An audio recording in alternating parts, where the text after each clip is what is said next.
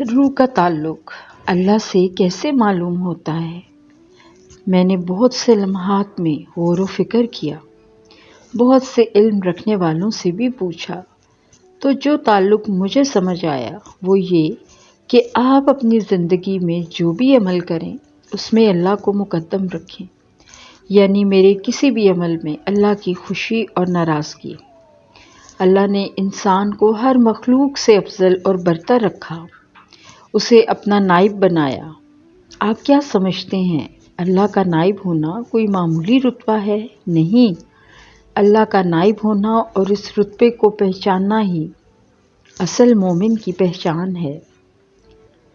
کچھ جسمانی بیماریاں قلب کی ہوتی ہیں، روح جب تکلیف میں ہوتی ہے تو سارا جسم اس سے افیکٹ ہوتا ہے۔ اپنا تعلق پہچانے اللہ سے۔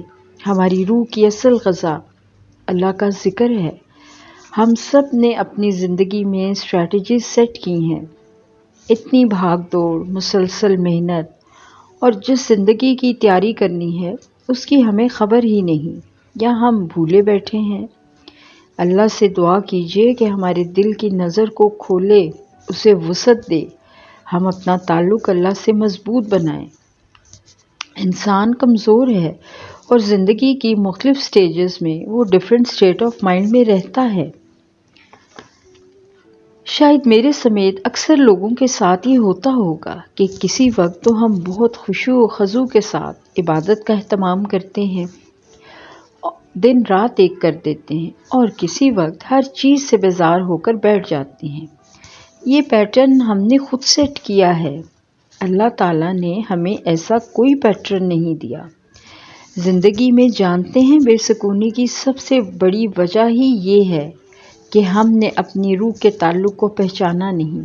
جس دن ہماری روح اپنا اللہ سے تعلق جوڑ لے گی، اس دن ہمیں دنیا کے کسی غم، کسی چیز سے بھی سروکار نہیں رہے گا۔